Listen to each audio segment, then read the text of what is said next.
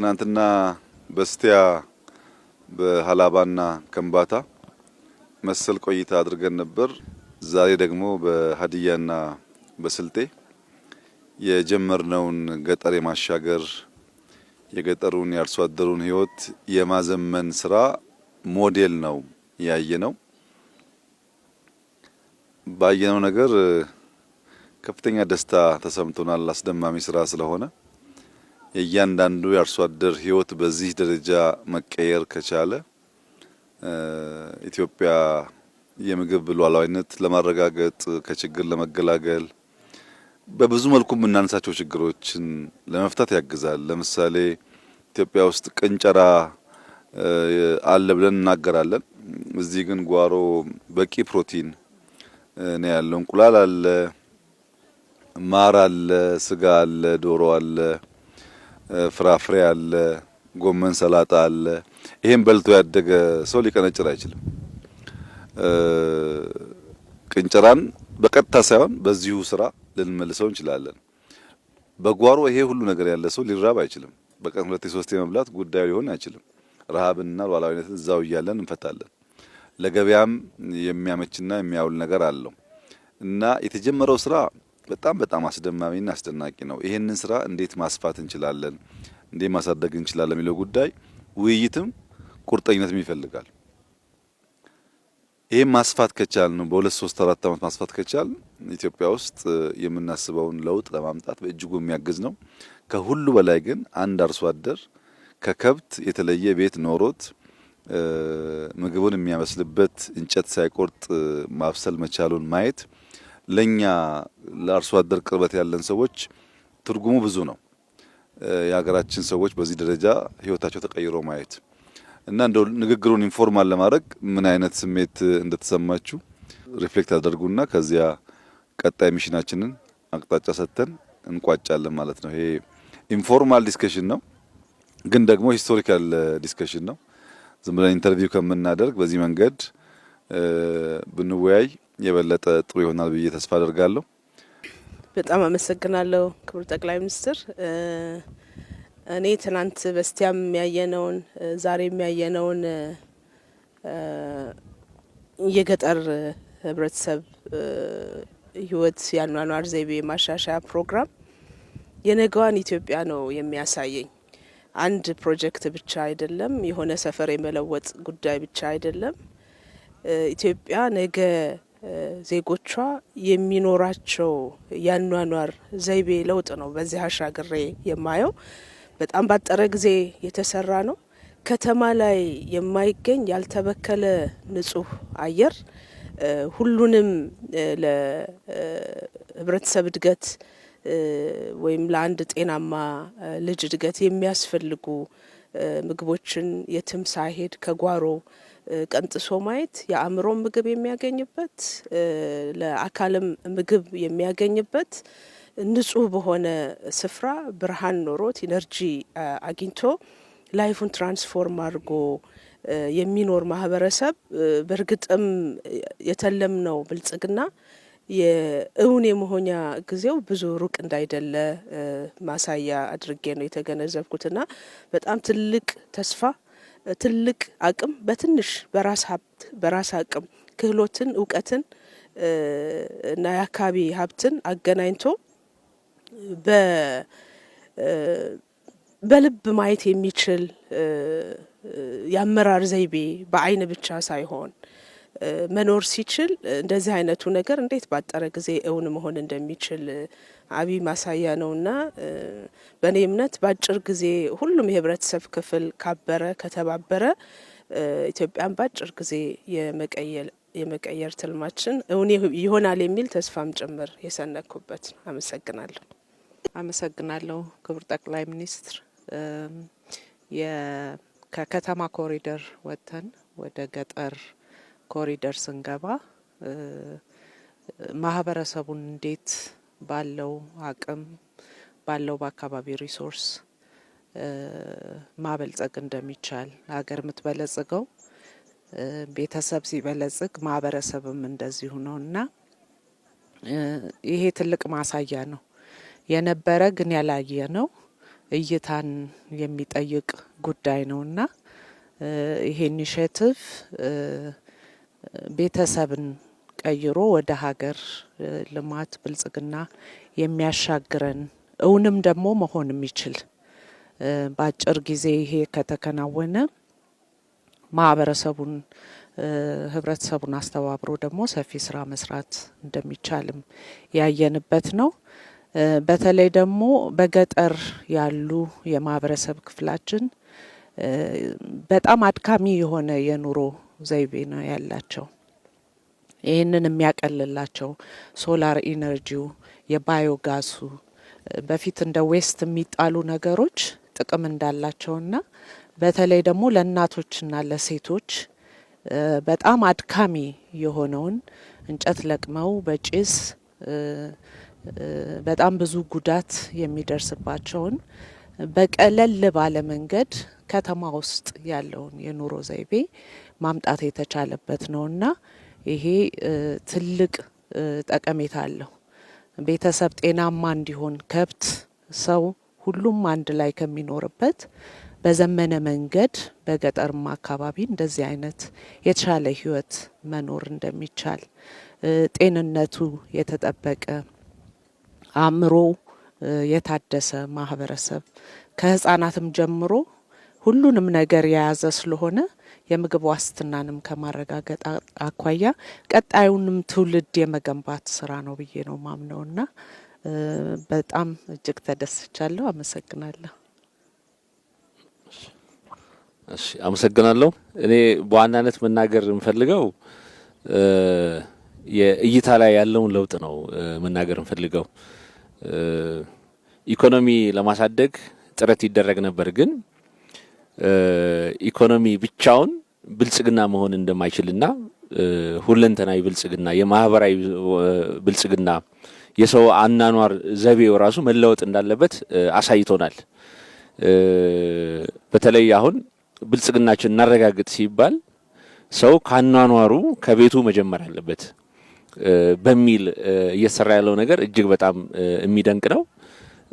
ከዛ ባሻገር በግለሰብ አርሶ አደር ደረጃም የተሻለ ኢኮኖሚ ያላቸው አርሶ አደሮች አሉ። ነገር ግን ምን አይነት ቤት ውስጥ መኖር እንዳለባቸው አያውቁም። ምን አይነት መኝታ ላይ መተኛት እንዳለባቸው አያውቁም። የአካባቢ ጽዳታቸውን በሚፈለገው ቤታቸውን በሚፈለገው ልክ በንጽህና አያያዝ እንኳን አያውቁም፣ ኢኮኖሚ ያላቸውም ጭምር። ስለዚህ ኢኮኖሚ ያላቸው አርሶ አደሮችም የተሻለ ገቢ ያላቸው አርሶ አደሮችም የተሻለ ቤት ውስጥ መኖር እንዲችሉ፣ የተሻለ አካባቢ ውስጥ መኖር እንዲችሉ ትልቅ ለውጥ ያመጣ ነው። ከዛ ባሻገር ግን እንደ ኢትዮጵያ ብልጽግናን እውን ለማድረግ ራዕይ ሰንቀን እየሰራን ያለ ነው። ለዚህም ደግሞ ካሁኑ ከኢኮኖሚ ማሳደግ ጎን ለጎን አካባቢያችንንም ለመለወጥ አናኗራችን ለመለወጥ እየተደረገ ያለው ነገር እጅግ በጣም ትልቅ ነው። በተለይ ክቡር ጠቅላይ ሚኒስትራችን ያደረጉትን ነገር በዚህ አጋጣሚ በእኛ ክልል ውስጥ በአራቱም ዞኖች ውስጥ የሰሩትን ነገር እጅግ በጣም ማድነቅ እፈልጋለሁ። ህዝቡም ለሳቸው ጥያቄ እውነተኛ ምላሽም እየሰጠ እንዳለና እሳቸው ባስቀመጡት አቅጣጫ መሰረት ደግሞ ያንን የእሳቸውን ጥያቄ ለመመለስ እየሄደ ያለው ነገርም እውነተኛ ፍቅሩንም ህዝቡም እየገለጸ መሆኑን በዚህ አጋጣሚ ማንሳት እፈልጋለሁ። በአጠቃላይ የኢትዮጵያ ብልጽግና እውን ለማድረግ የተጀመረው ነገር እጅግ በጣም ድንቅ ነው። በዚሁ ይቀጥላል። እኛም ደግሞ የበኩላችንን እሳቸው በሰጡን አቅጣጫ መሰረት ተጨማሪ ሞዴል ነው አሁን የተሰራው፣ ተጨማሪ ቤቶችን ተጨማሪ መንደር ለመፍጠር ደግሞ በግልም በጋራም ኃላፊነታችንን ለመወጣትም ዝግጁ መሆናችንን በዚህ አጋጣሚ ለመግለጽ ፈልጋለሁ። አመሰግናለሁ። እጅግ አድርጌ አመሰግናለሁ። ክቡር ጠቅላይ ሚኒስትር ዶክተር አብይ ይሄ ስራ በጣም በትልቁ አካባቢ እንዲለወጥ ትልቅ ውጤት አምጥተዋል። በባዶ ቦታ ነው የጀመርነው። በትንሽ ጊዜ ውስጥ አካባቢ መቀየር እንደሚቻል፣ ኑሮን ማሻሻል እንደሚቻል፣ ይህ ሂደት ደግሞ በቅንጅት ሲመራ የፕሮጀክት አስተሳሰብ መምራት ስንችል በቀላሉ መስራት እንደሚችል ተረድተናል። ሌላው ያለን ነገር እንዳልተጠቀምንም አይተናል። አብዛኛው ይሄ ቤት የተሰራበት 90% አፈር ነው፣ 10% ነው ሲሚንቶ የተጠቀም ነው። ስለዚህ በቀላል በአካባቢ ቁሳቁስ ዜጎቻችን የተሻለ ኑሮ መኖር የሚችሉበት ሁኔታ መፍጠር እንደምንችልም አይተናል። ስለዚህ ያለን አቅም አልተጠቀምንም የሚለው ወስደን አቅማችን እንድናይ አስችሎናል። በፉክክር መስራትም ውጤት እንዳለው አይተናል። ይህ ፕሮጀክት ሲመራ የአሰራር ሂደት ነበረው። ሂደቱን የሚከታተሉ ነበሩ፣ የሚቆጣጠሩ ነበሩ። ደረጃ እያወጡ የሚያሳውቅን የጽህፈት ቤቱም ነበረ፣ ፕሮጀክት ኮንሰልታንትም ነበረ። ስለዚህ አጠቃላይ ስራዎች በቅንጅት ሲሰሩ የቁጥጥር ስርዓት ሲኖራቸው የፉክክር ስርዓትም የትብብር ስርዓትም ሲኖራቸው ውጤት እንደሚያመጡም አይተናል። ይሄ ለዚህ አካባቢ ትልቅ ጸጋ ነው። ይሄን አይተን በቀጣይ ለመስራትም ዝግጁ ነን። ብዙ አርሶ አደሮችም ስልጠና ወስደዋል፣ ወጣቶች ስልጠና ወስደዋል። አሁን እኛ ማሽኑን ገዝተናል፣ ማምረቻውን የማሽኑን ገዝተናል፣ ዝግጅት አድርገናል። ስለዚህ በጠቅላይ ሚኒስትሩ መርሶ የተሰጠንንም ሀሳብ ከመነሻ ሞዴል እንደሆነ እንደምናሰፋው ውስጣችን ነበረ። ለዚህ በቂ ቅድመ ዝግጅት አድርገናል። የተጀመሩ መንገዶች ውጤታማ እንደሆኑ አይተናል። ይሄን አስቀጥለን እንቀጥላለን። እጅግ አድርጌ አመሰግናለሁ። አመሰግናለሁ። እኔም ሀሳብ መስጠት የምፈልገው በተለይ እይታው ላይ ነው። ያው በተለይ እኔ ፐርሰናሊ የሚደንቀኝ ከለውጡ በኋላ ብዙ አዳዲስ ነገሮች እየወረዱ ነው ያሉትና በሚወርዱ ጉዳዮች ደግሞ ያሉ ጉዳዮች ናቸው ማለት አሁን መሬቱን ብናይ ያለ ነው፣ ሰውን ብናይ ያለ ነው፣ አመራሩን ብናይ ያለ ነው። ግን አዳዲስ እንደዚህ አይነት አይዲያዎችን ክሬት አድርጎ ወደ አዲስ ነገር መለማመድ ላይ መግባት ላይ ብዙ ያዝ የሚያደርጉ ነገሮች ነበሩ። አሁን ግን ወዲያው አዳዲስ ነገሮች በተለይ ጠቅላይ ሚኒስትራችን አዳዲስ ነገሮችን ወደ ታች ያወርዳሉ። እታች ያለውም አካል ተከታይ የሆነ የመጣበት ሁኔታ ነው ያለውና ወዲያው ተቀብሎ ተግባራዊ ማድረጉ ላይ ትልቅ ለውጥ ነው እያየን ያለ ነው ማለት ነው። ይሄን ቦታ ሲጀመር ያየ ሰው ለማመን የሚያቅት ስራ ነው የተሰራው ማለት ነው እና በአንድ ቦታ በትንሽ ቦታ ሁሉንም ነገር ማሳካት እንደምንችል ጭምር ያየንበት ሁኔታ ነው ያለውና በተለይ ይሄ አካባቢ ደግሞ መስመርም ስለሆነ መንገድ ዳርም ስለሆነ አጠቃላይ አገር አቋራጭ መኪናዎችም ሁሉ ሲመጡ እየወረዱ እያዩ ፎቶ እያነሱ ተሞክሮን እየወሰዱ እየሄዱ ያለበት ሁኔታ ነው ያለውና ትልቅ አቅም ነው እየሆነ ያለው። እኛ አሁን ውስጣችን እየተነጋገርን ያለ ነው እንደ ክልልም እንዴት ነው ማስፋት ያለብን ይህን ጉዳይ ብለን ነው እያሰብን ያለ ነውና በጣም ነው እኔ ውስጤን የነካው። ትልቅ ስራ ነው የተሰራው። አርሶ አደሩም ጭምር መስራት ከተቻለ ለውጥ ማምጣት እንደሚቻልም ጭምር ቁጭት የፈጠረበት ሁኔታ ነው ያለው። በዛ በኩልም ያለው አርሶ አደር እዚህ ማሳ ላይ ያሳረፍናቸውን ነገሮች በሙሉ ማሳረፍ ጀምሯል። ኢቭን ማቴሪያል ጭምር መሰብሰብ የጀመረበት ሁኔታ ነው ያለውና ስለዚህ መስራት ከተቻለ ለውጥ ማምጣት እንደሚቻል በአጭር ጊዜ ውስጥ ማሳካት እንደሚቻል ትልቅ ትምህርት የወሰድኩበት ነው የሚለውን ነገር ለማንሳት ነው። አመሰግናለሁ ክቡር ጠቅላይ ሚኒስትር። ያው በብልጽግና ሀሳቤ አርሶ አደራችን እያደገ ነው ያለው። እየሰራን ያለው ስራ የተቀናጀ ግብርና ልማት ስራ ገጠር ኢኮኖሚው እያደገ ነው። አርሶ አደሩ ገቢው እያደገ ነው ያለው። ግን ገቢው እያደገ ሲሄድ የተሻለ ኑሮ ፍለጋ የተሻለ አኗኗር ዘመናዊ አኗኗር ፍለጋ ወደ ከተማ ነው የሚፈልሰው። ይሄ የተሻለ ኑሮ ከተማ ብቻ ሳይሆን የተሻለ አኗኗር ዘመናዊ አኗኗር ገጠር ላይ መፍጠር እንደሚቻል የተረጋጋ ህብረተሰብ መፍጠር እንደሚቻል ያ የተረጋጋ ህብረተሰብ ደግሞ ለጀመርነው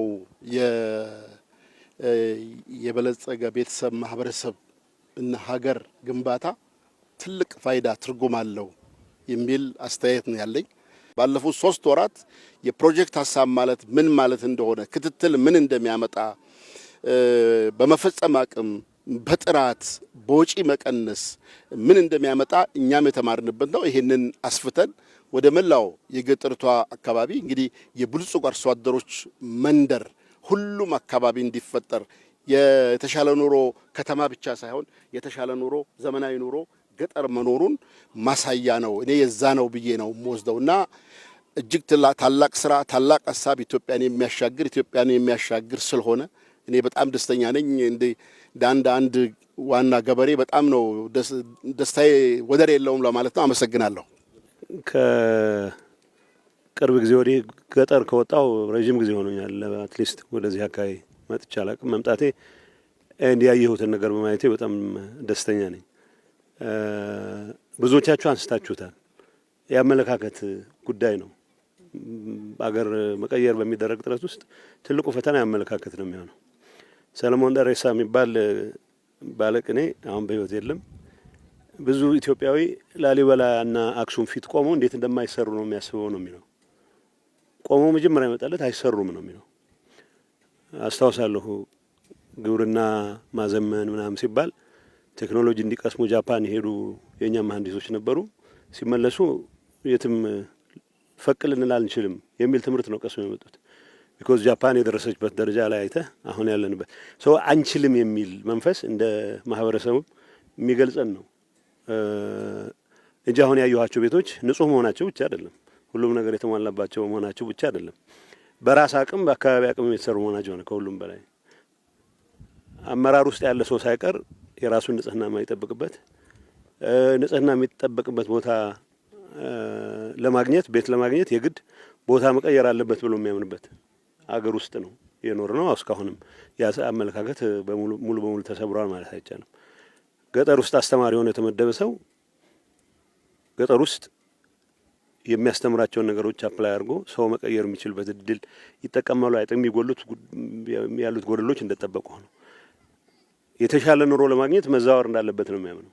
አጠገቡ ላለ ተለቅ ላለ ከተማ ቀስ ብሎ ደግሞ አዲስ አበባ የበለጠ ስትዛወር ደግሞ የተሻለ ኑሮ የሚገጡ ነው። አገሩ በሙሉ አዲስ አበባ ሊዛወር አይችልም። አገር በሙሉ ዞን ከተማ ውስጥ ሊዛወር አይችልም። ሶ ይህን አመለካከት ለመስበር የሚያስችሉ ስራዎች እንደተጀመሩ የሚያሳይ መሆኑ ነው የሚታይ። ሶ በሎካል አቅም መሰራት ይችላል። መምራት ግን ይጠይቃል። መምራት ይጠይቃል። ነሰሰርሊ ሶፍስቲኬትድ የሆነ የአመራር ጥበብ የፕሮጀክት አቀራረጽ ማለት አይደለም። ሰዎች የተሻለ ነገር ሊፈልጉ እንደሚችሉ ተረድቶ የተሻለ ነገር ለማግኘት በሚደረግ ጥረት ውስጥ ማስተባበር፣ የአካባቢን አቅም መጠቀም፣ በጎደለ ደግሞ ሌሎች የሚሞሉበት ሁኔታ መፍጠር የሚጠይቅ ይመስለኛል። እሱ ያየኋቸው ነገሮች አንደኛ ከቆሻሻ ነገር ጋር ወይ ከቅድም ጠቅላይ ሚኒስትር አንስቶት ነበር ከመቀንጨር ጋር የቆረብንበት ምክንያት የለም። መቀንጨር የምን ፋንክሽን ነው ብለን ስንል የሚፈለጉት የኒውትሪሽን አይነቶች ማግኘት አለመቻል ነው።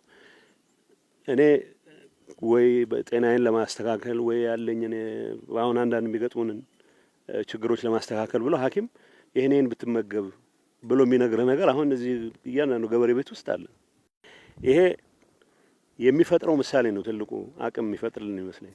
ድሮ ንጹህ ቤቶች ያላቸው ጎረቤቶቻችን ጋር ብዙ ሰው ለመሄድ ይሞክራል። ያው ያምረን ነበር ማለት ነው ንጹህ ቤቶች።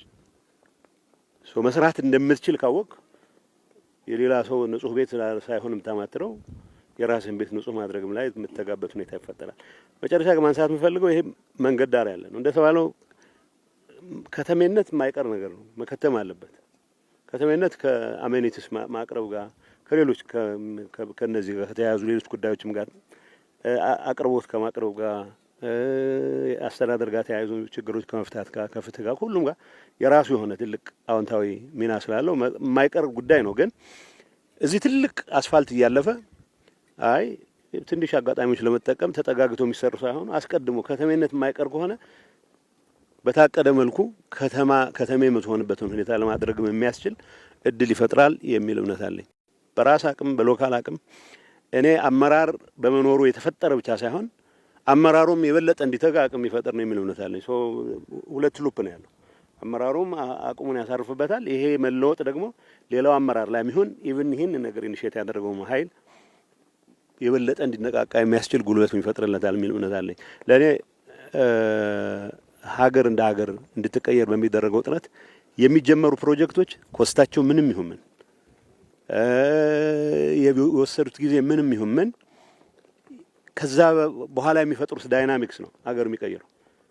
ለካ እንደዚህ ማድረግ ይቻላል የሚል በህብረተሰብ ዘንድ የሚፈጥረው ንቅናቄ ስለሆነ አይ ቲንክ እነኚህ ነገሮች ለማስፋት በእያንዳንዱ ቦታ መዞር አይጠበቅም። ይህን ኤግዛምፕል የወሰደ ሰው ኃላፊነት ወስዶ እንደዚህ አይነት የሚያምሩ ቦታዎች እንዲታዩ ለማድረግ የሚያስችል የራሱ ግዴታ መሆኑን አውቆ ያው በሀገር የማይኮራ ሰው የለም። ሚሊዮነር የሆነ ሰው ቢሊዮነር የሆነ ሰው የሆነ በዓል ሲኖር ወይ ወደ ስልጤ ይመጣል ወይ ወደ ሀዲያ ይመጣል የትም ሀገር ቢኖር። በሀገራችን መኩራት ካለብን በእኛ ምጽዋት የሚኖሩ ወላጆች እንዲኖሩን ሳይሆን ወላጆቻችን ራሳቸውን ችለው ያለ ምንም ስጋት ንጹህ መኝታ ውስጥ 2-3 ቀን ማሳለፍ የምንችልበት ሁኔታ መፍጠርም ራሱ ማገዝ እንዳለብን አውቀን በዛ መልኩ ብንንቀሳቀስ ይሄ አሁን የምናየውን በአነስተኛ ደረጃ የሚታዩትን ነገሮች በስፋት ማድረግ ማይቻልበት ምክንያት የለም። ንጹህ ነገር በበዛ ቁጥር ሰውም ቆንጨራን ለመሬት ለማልማት ካልሆነ በስተቀር እርስ በርስ ለመቀጣቀጥ የማይጠቀምበትምና ሰላም ለመፍጠር ለምናደርገው ጥረትም ትልቅ አስተዋጽኦ ያደርጋል የሚል እምነት አለኝ። ሞር ኢንፎርማል የምናደርገው ይሄ ነው። አክባሪ ይስጥልኝ። አመሰግናለሁ ክቡር ጠቅላይ ሚኒስትር በዚህ ፕሮግራም በመገኘቴ እኔም ደስታዬን ለመግለጽ ነው። ይሄ ያሳየን ነገር ቢኖር አንደኛው ነገን አምጥቶ ዛሬ እንደመኖር ማለት ነው። ወደፊት የምትኖር ኢትዮጵያ በለጸገች ሲባል ሊኖር የሚችለው ምን እንደሚሆን ካየ ነው ይሄን ይመስላል ማለት ነው። ነገን ዛሬ አምጥቶ መኖር መጀመር ነው። ያለንበት መሬት ቅድም ፋቴ እንዳለችው እዚሁ ያለ ነው። ብዙ ሰው ወይ ከተማ የተሻለ ገንዘብ ያለው ቤተሰብ አለው ወይ ደግሞ ካሽክሮፕ አለው። አሁንም ከዚህኛው በመጠን የሚበልጥ ቤት የሚሰራ ብዙ ሰው ነበረ ድሮም። ይሄ ለውጥ የሚያሳየን ያለው ግን አንድ የተሟላ ብልጽግና ማለት ምን የያዘ ሲሆን ነው። ከግብርናውም ከከተሜነቱም በቤት ውስጥ መኖር ካለበት ነገርም ያን አካቶ የያዘ ሰው ሲበለጽግ መኖር የሚችለው በዚህ መንገድ ይሆናል ማለት ነው። ብዙ ቦታ ቅድም እንደተባለው ከገጠር ወደ ከተማ ነው ሻለ ለውጥ ተብሎ የሚወሰደው። ግን አደጉ የሚባሉት ደግሞ ሀገሮች የተሻለ አቅም ያለው ሰው ከከተማ ወጣ ብሎ ፈንጠራ ያለ ቦታ ነው የነዚህ አይነት ቤት ሰርቶ መኖር የሚችለውና ያንን የብልጽግና የበለጸጉ ሰዎች የተሻለ አቅም ያላቸው ሰዎች ከከተማ ግርግር ወጣ ብለው በደንብ በልጸጋ ያለ ህይወት ሲኖሩ ይሄን ነው የሚመስለው። በጤንነት ባካየ ነው ቆሻሻ የሚሆን የነበረ መጸዳጃ አሁን እናቶች ድሮ አይናቸው ጭምር እስኪጠፋ እሳት ለእንጨት ለቀማ ሄደው ሱንፍ ያሉ ይጥፉበት ከነበረው ብርሃን ሆኗል፣ ማብሰያ ሆኗል። ጉልበት ይቆጥባል፣ ጤንነት ይቆጥባል፣ ማዳበሪያ ይሆናል። መብራት በተሟላ መንገድ ያገኛሉ። በአጭር ቦታ ውስጥ ሁሉም በጎ የሚባሉ ለምግብነት የሚሆኑ ነገሮችን አንድ ቦታ ያስገኛል። ሁለተኛው አኗኗር ይቀይራል። ሰዎች አሁን በተበታተነ መንገድ ለእርሻ ማይመች፣ ወፍጮ ለማስገባት ማይመች፣ መንገድ ለመስራት ማይመች፣ ኤሌክትሪክ ለመዘርጋት ማይመች የነበረው በዚህ መንገድ ሰዎች ሲደረደሩ አንደኛ ለእርሻ የሚሆን ኩታ ገጠም ለማድረግ የሚያስችል የተሻለ እድል ይፈጠራል። ሁለተኛው በቀላሉ ሰርቪስ ያገኛሉ። ሶስተኛው ለመተጋገዝ የሚያስችል ማህበራዊ ህይወታቸው ይቀየራል። ስለዚህ የተሟላ ብልጽግና የሚባለውን ነገር በዚህ ናሙና ስላየ ነው። አቅም ደግሞ ያለው ሰው ይኖራል። ይሄ ደግሞ አሁን የተጀመረው የግብርና ሁሉም አይነቶች ተጨማሪ አቅም መፍጠሪያ ደግሞ መንገዶች ናቸው። በትንሽ መሬት በትንሽ ቦታ ማሩንም አሳውም ሊጨመርበት ይችላል። ፍራፍሬው እዛው ነው ያለው። የሚታረሰው የሚዘራው የሚረባውም አንድ ቦታ ላይ ከታከለበት ሰው በትላልቅ ማሳ ላይ ኢንዱስትሪያላይዝ በሆነ መንገድ ላይ የሚሰራ የነበረውን በኮቴጅ ደረጃ በሀውስሆልድ ደረጃ መስራት እንዲቻል አሳይቷልና ይሄም ያመላክተን አንድ ምናብ ነው፣ ነገር ማየት ነው። ነገ ምን ይኮናል የሚለውን የሚያይ መውሰድ ነው። ሁለተኛው አገር ተቋም መሪውን ይመስላል። በዚህ ደረጃ የሚያምን ራሱ ሮጦ ተንቀሳቅሶ የሚያሰራ መሪ ስላለ የሚሆን ነው። የመሪውን ደግሞ ካየ በየቀበሌው ድረስ አመራር ነው ያለው። ይሄ አብነት ምን እንደሚሆን ካየን አቅሙ በየደረጃው አለ። ሁሉም ሰው በዚህ መንገድ ከወሰደው መላው ኢትዮጵያን ይሄን የማድረግ አቅም እንዳለን ይታያል። ገበሬውም እየተቀየረ ነው፣ ከተማውም እያደገ ነው፣ ሀብት ይመጣል። ሀብቱ እያለ እንዴት መጠቀም እንዳለብን ነበር የማናውቀው። ይፈሳል ገንዘቡ እኮ ትልቅ ቤት ይሰራል፣ ግን ምን እንደሚይዝ አናውቅም ነበር የነበረውና አሁን እሱ ሁኔታ ቀየረልን። ይሄን ይዘን ከወሰድን በየደረጃው ከተሞች ያሉም ዘመዶች አሉ፣ ገጠርም ብዙ የሚያመርቱ አሉ። አሁን እንዴት ቻናል ማድረግ እንዳለብን አይተናል ማለት ነው። ከዚህ ተነስተን በጥቂት ዓመታት ውስጥ ረጅም ጊዜ የሚወስደው ብልጽግና ወደ ራሳችን አስጠግተን መኖር የምንችልበት አይን ገላጭ የሆነ ነገር ነው። አይን ይፈልጋል፣ ልብ ይፈልጋል፣ መስጠት ይፈልጋል። እነዚህ ተደምረው ነው ይሄን ነገር ያመጡት። የተሟላው ነገር ግን በእጃችን ስላለ ቀጣይ መላ ሀገሪቱን ወደዚህ መቀየር የሚያስችል እድል ፈጥሯል የሚል እምነት አለኝ። አመሰግናለሁ። ክቡር ጠቅላይ ሚኒስትር እጅግ በጣም አመሰግናለሁ።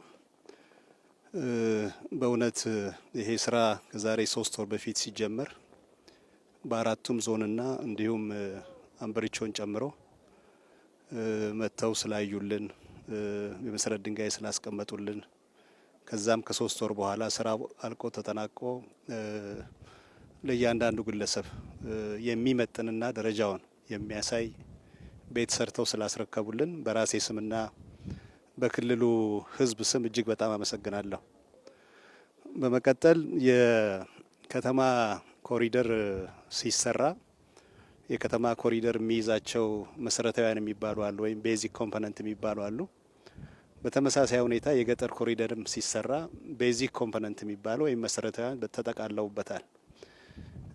ዋናው ቤት ላይ በከተማም ጭምር ያሉ ሳሎን ቤት ያለው 3 መኝታ ቤት ያለው ስቶር ያለው ወደ ኋላ ስንሄድ ደግሞ ሰርቪስ ቤት ያለው በሰርቪሱ ቤት ውስጥ ለጥጆች ማደሪያ ቤት ያለው መጸዳጃ ቤት ያለው ኪችን ያለው ይሄ የተሟላ ነው። ወደ ጓሮ ስንሄድ የተለያዩ አትክልቶች ለራሳቸው ፍጆታ የሚጠቀሙበት አልፎ ተርፎ ደግሞ ለሽያጭ የሚውሉበት ከቤቱ ፊት ለፊት ስንመጣ ግሪነሪ ያለው በተመሳሳይ ሁኔታ የተለያዩ ፍሩቶችን አትክልቶችን አምርቶ ሊሰጥ የሚችልበት ቦታ የተለያዩ አገልግሎቶች ስንመለከት የሶላር መብራት አገልግሎት የሌላ መብራት መጠቀም አቅማችን ወደዚህ እስከምናመጣው ድረስ ያንዳንዱ አርሶ አደር ሶላር ተጠቅመው የመብራት አገልግሎት እንዲያገኝ ምግቦችን በሱ እንዲያበስል ከብቶቹን ቀን የሚያወሉበት ቦታ የሚያበላበት ቦታ ከብቶችን ደግሞ ዳሪ ተጠቅመው ባዮጋዙን የማብላላት ይሄ በጣም ትልቅ ነው። ሌላ ሀገር ላይ ስንሄድ የምንመለከተው የምንቀናው ነገር ዛሬ በሀገራችን ተግባራዊ ሆኗልና ይሄ በጣም ትልቅ ስራ ነው ብለን ነው የምንወስደው። ለነበሩት ሀሳብ ላረጉልን አጠቃላይ የመምራት ሰርቪስ ወይም አገልግሎትና ስለመሩን ጭምር እጅግ በጣም እናመሰግናለን። በቀጣይ ከዚህ ወስደን እኛ ይሄን ጉዳይ ማስፋፋት መቻል አለብን።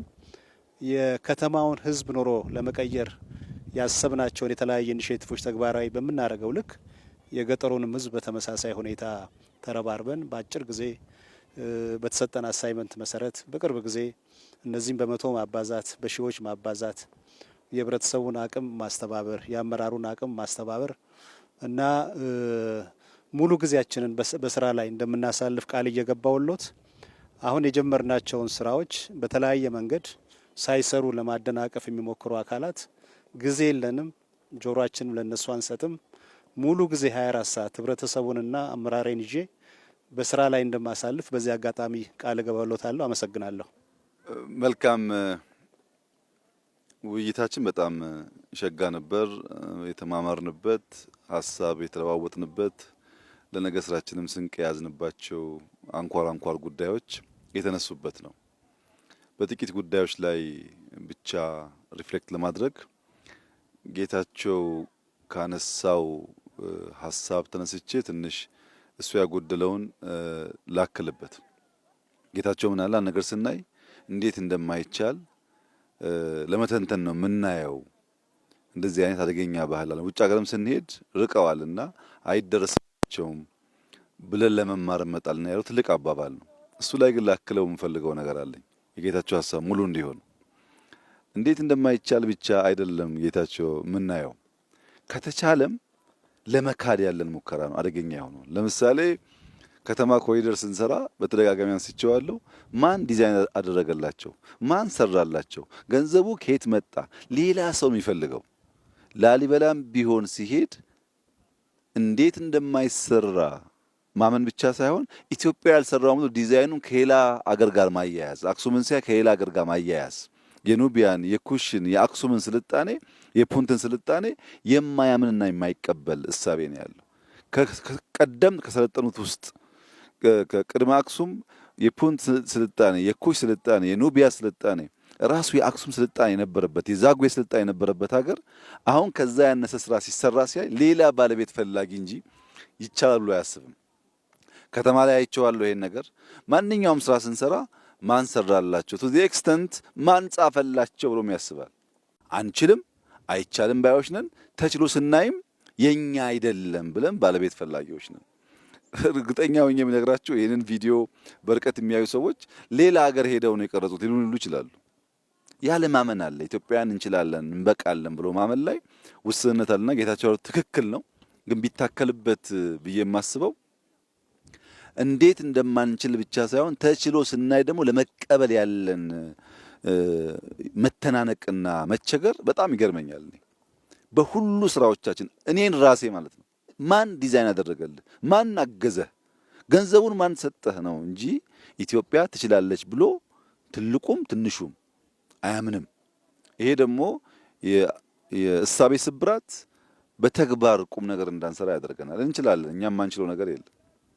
እንዳንችል ያደረገን የትኩረት የአቅጣጫ ስህተት ነው። እሱን ካስተካከል እንደሚቻል አይተናል። ማስፋትም እንዲሁ ይቻላል። ሁለተኛው ሬድዋን ያነሳው ክሪቲካል ነገር አለ።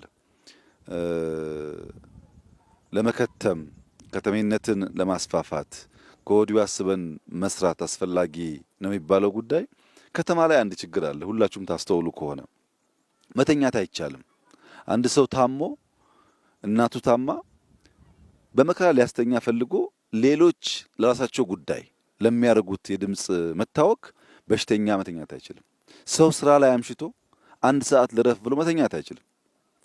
አንዱ ለራሱ ደስታ ለራሱ ነፍስ ስጋ እርካታ ሌላውን ማወክ መብቱ ነው ይመስለው። ይሄ በሁሉ ዓለም የሌለ ነገር ነው። እኛ ሰርጉ የኔ ነው፣ ግን ሌላ በሽተኛ ካላወቅኩ መንገድ ካልዘጋው ሰርግ አይመስለኝም። ለቅሶ የሞተብኝ ሰው እኔ ነኝ፣ መንገድ ካልዘጋው ሌላውን ካላወቅኩ አስፓልት ላይ ድንኳን ካላሰርኩ የኔ ለቅሶ የተከበረ አይመስለኝም። ዓለም እኔ ብቻ አይደለሁም። እምነትም ይሁን ለቅሶም ይሁን ሰርግም ይሁን የግል ጉዳይ እንጂ ሌላውን ሰው የሚያወቅ ከሆነ የሚረብሽ ከሆነ በማህበር የመኖር መሻታችን አደጋ ውስጥ ይገባል። የሰው ልጅ በምግብ ራሱን ለመቻል ነው መሰብሰብ የጀመረው። የሥራ ክፍፍል እያደረገ እየከተመ እየዘመንን መንግስት የፈጠረው። ያን መንግስት የፈጠረበትን ትተን ወደ ኋላ ተመልሰን የአንደኛው ኑሮ ዘዬ የአንደኛው አኗኗር ጎረቤቱን የሚያውክ እየሆነ ሲሄድ ሄዶ እድሜ የሚያሳጥር ብስጭትን የሚያበዛ በብስጭት በሽተኛ የሚያደርግ ነገር መፈጠሩ አይቀርም። አሁን ይህን ተመልከቱ። መንገዱ እዛ ማዶ ነው ያለው። 30-40 ሜትር ራቅ ብሎ ቤት ሲሰራ ይህ ሃይዌይ ነው። በየጊዜው ከሆሳና አዲስ አበባ፣ ከአዲስ አበባ ወራቤ መኪና ይንቀሳቀሳል። መንቀሳቀስ አንከለክልም። ስራ ነው፣ ህይወት ነው። እኛ ራቅ ካላልን ግን መኪና ባለፈ ቁጥር መተኛት አንችልም ማለት ነው። እንረበሻለን። የሚረበሽ ሰው እንቅልፉ የተረበሸ ሰው ደግሞ ነገ ፕሮዳክቲቭ መሆን አይችልም። እና ራቅ ማለቱ ነገ ለመከተም ብቻ አለ። መንገዱን እናስፋ ብንል አናፈርስም፣ ሀብት አናወድምም ማለት ነው። ከመንገድ ባሻገር ዛሬም ደግሞ ቤቱን አራቅ ነው እንጂ አይሰራበትም ማለት አይደለም። መሬቱ የጎመን ቃሪያ፣ ሰላጣ ይሰራበታል። ይህንን የኑሮ ዘዬ መማር በብዙ መልኩ ለኢትዮጵያውያን የሚገባ እና የሚያስፈልግ እንደሆነ ይሰማኛል። ሶስተኛው በተለይ የክልላችን ርዕሰ መስተዳድር የዞናችንም አስተዳዳሪ መገንዘብ ያለባቸው ጉዳይ በቅርቡ መንግስት ከ1.5 ሚሊዮን ያላነሱ ቤቶች በሚቀጥሉት ዓመታት ገነባለሁ ብሏል። ይሄ ማለት አዲስ አበባ ላይ የሚገነባ አይደለም፣ የእናንተን ስራ ጨምሮ ነው። በየቀበሌው በየሰፈሩ የምንሰራቸው ቤቶች ናቸው ተደምረው በሀገር ደረጃ ያንን ውጤት የሚያመጡት።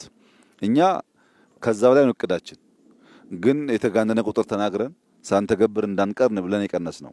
እያንዳንዱ ቀበሌ ወረዳ በዚህ መልክ ስራውን ከሰራ ካለንም ጥርጥር ባነሰ ጊዜ ያንን ቤት ልናሳካ እንችላለን። ሰምታችሁ ይሆናል የስሪዲ የቤት አገነባብ ቴክኖሎጂ ወደ ኢትዮጵያ እያመጣን ነው። ቤት እንደ ፋብሪካ የሚሰሩ ፋብሪካዎች እያመጣን ነው። በቀን አንድ ቤት ሁለት ቤት መጨረስ የሚችሉ ፋብሪካዎች እያመጣን ነው። ብረት ገጣጥሞ ቤት የሚሰሩ ፋብሪካዎች እያመጣን ነው። እነዚያ ፋብሪካዎች ግን አንድ ሰፈር ሳይሆን በየመንደሩ መኖር አለባቸው። ከፍተኛ የቤት ችግር ስላለብን በስቶ ጸዳ ያለና የዜጎቻችን ኑሮ የሚያዘምን ቤቶች ማብዛት ይኖርብናል። ከዚህ አንጻር ቅድም ከዞኑ አስተዳደር ጋር ስነጋገር ከወረዳ ጀምሮ 80 የሚጠጉ ተመራጮች አሉ ብሎኛል። በወረዳ በዞን በክልል ምክር ቤት በፌዴራል ምክር ቤት የሚወዳደሩ 80 ገደማ በስልጤ ዞን ብቻ አሉ ብሎኛል። እኔ ለስልጤ ወንድምና እህቶቼ ማሳሰብ የምፈልገው ነገር እነዚህ 80 ሰዎች ቢያንስ 10 ቤት ካልገነቡ በሚቀጥለው ምርጫ አትምረጧቸው ነው።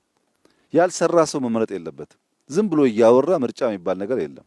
ጊዜ ያላችሁ አሁን 3 ወር ነው እኛ የሰራ ነው። እናንተ 6 ወር 7 ወር አላችሁ፣ 8 ወር አላችሁ። ከዚያ በላይ ማድረግ ትችላላችሁ። ያ ሲሆን ደረታችንን ነፍተን ሰራንል ብለን ነው እኛ ወደ ምርጫ የምንቀርበው እንጂ ገና ተስፋ እየሰጠን ከመረጥከኝ በኋላ እናደርግልሃለን እያልን ከሆነ መቼም ልንለወጥ አንችልም። እና እያንዳንዱ ሰው በዚህ አግባብ ሚናውን የሚወጣ ከሆነ ምን አይነት ከባቢ ልንፈጥር እንደምንችል አስቡት። ሁለተኛ ሰሞኑን በየዋህነት በስህተት አላባና ከምባታ ላይ መቶ ቤት ስሩ ብያቸው ነበር። ካለማወቅ ነው፣ ይቅርታ ይደረግልኝ። ስልጤና ሀዲያ ግን ያ ቁጥር አይሰራም። ሁለት መልክ እንስጠው። አንደኛው በስልጤ አካባቢ የተወለዱ አመራሮች በየትኛውም ደረጃ ያሉ አመራሮች ቅድም ባልኩት መሰረት ለምሳሌ 80ዎቹ 10 ከሰሩ 800 ሆነ ማለት ነው። እያንዳንዱ ዞን ሚኒመም 1000 ቤት ካልሰራ እኔ ወደዚህ አልመጣም ተመልሼ። 1000 ቤት ትችላላችሁ ሰርታችሁ ጥሩ እንመጣለን። ስንመጣ ግን በሁለት መንገድ ነው የምመጣው። አንደኛው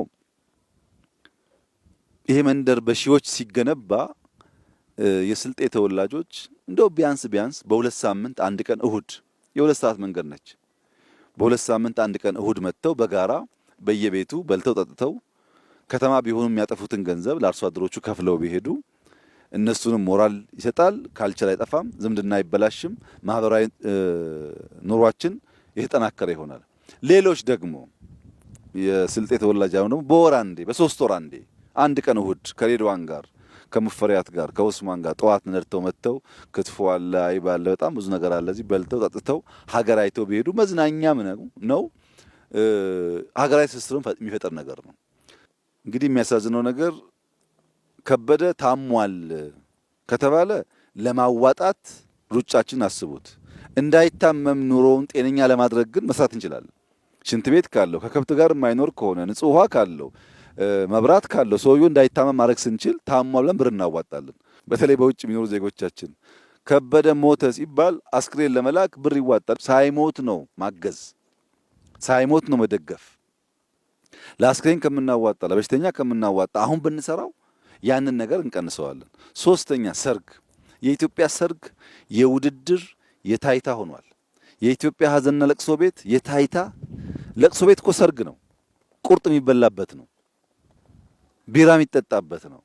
ምን ያደርግልናል? በለቅሶና በሰርግ እንደዛ ከምናባክን ሀብታችንን እነዚህ ምስኪኖች በማገዝ ታቸውን በመቀየር ብንጠቀምበት እና ዜጎች መለወጥ እንችላለን ብለው አምነው የገንዘብ ብክነታቸውን ትክክለኛ ቦታ ላይ ቢያውሉ ባጠረ ጊዜ ውስጥ መቀየር እንችላለን። እኛ የከተማ ኮሪደር ስንል እርግጠኞች ነበርን እንደሚቀየር።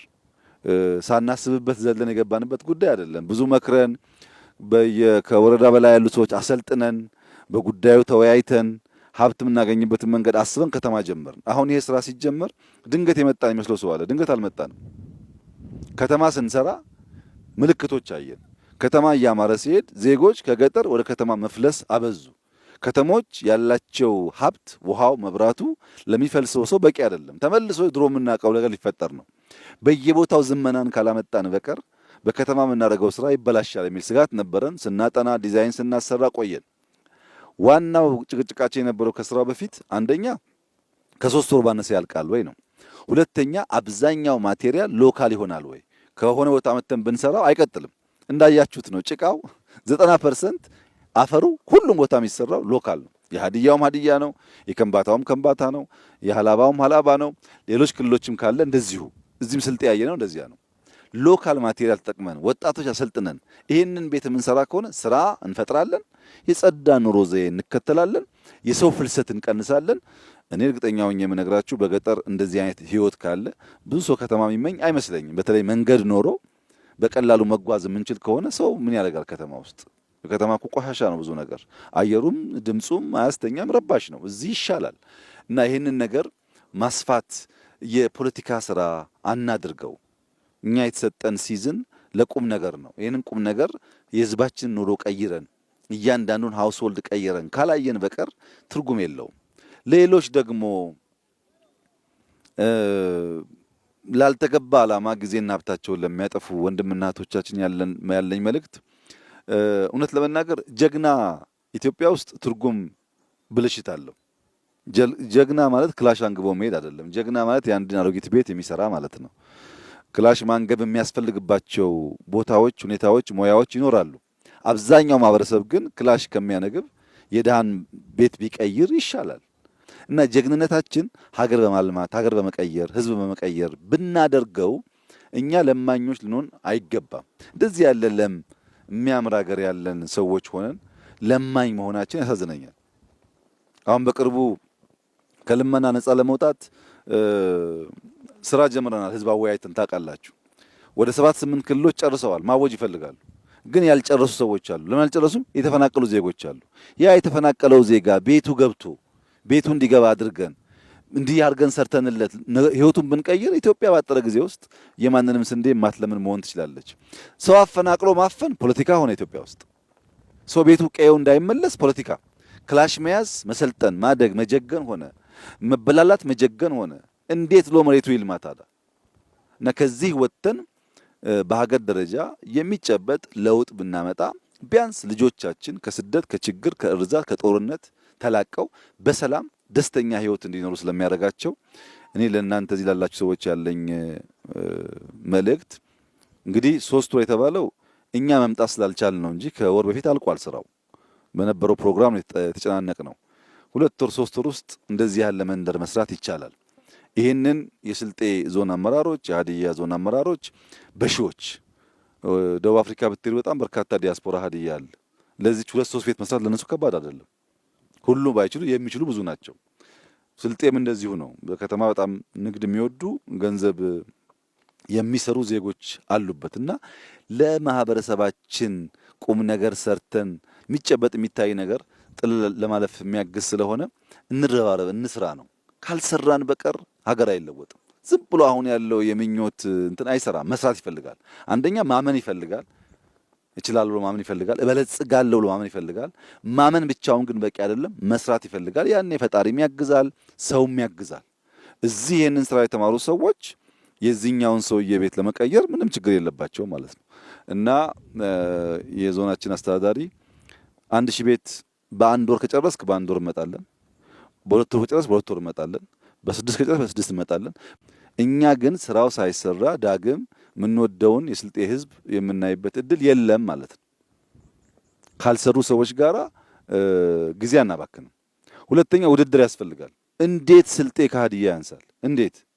በክላሽ እኮ አይደለም፣ በቤት ግንባታ። እንዴት ሀዲያ ከከምባታ ያንሳል? እንዴት ከምባታ ከሀላባ ያንሳል? ውድድር የሚያስፈልገን ሀገራችን በመለወጥ ነው። የተለወጠ ስልጤ ካለ እንኳን ሀገሬው ሰው የውጭ መጥቶ ትምህርት ይወስዳል። ውድድሩ መሆን ያለበት በልማት ነው፣ በስራ ሁሉም ክልል ባለው አቅም ተዘርግቶ የዜጎቹን ህይወት የሚቀይር ከሆነ ካለምንም ጥርጥር የበለጸገች ኢትዮጵያ ማየት እንችላለን። እንተባበር፣ እንስራ፣ እንደመር፣ ወደ ውጤት ራሳችንን እናዘጋጅ። አንችልም የሚለውን የተሰበረ ሀሳብ እንስበር። ኢትዮጵያን እንችላለን። ድሮም ችለን አሳይተናል። አሁንም ችለን ማሳየት እንችላለን። ዛሬ ባየሁት ነገር በጣም ተደስቻለሁ። የምጠብቀው ነገር ነው። ግን በማዕከላዊ ክልል በ4ቱ ዞኖች የተሰሩ ሳምፕል ስራዎች በመላው ክልሉ ተስፋፍቶ ለውጤት እንዲበቁ የክልላችን ርዕሰ መስተዳድር ሌላ ስራ የለህም፣ የአርሶ አደር ህይወት መቀየር ነው። እጅግ አድርጌ አመሰግናለሁ።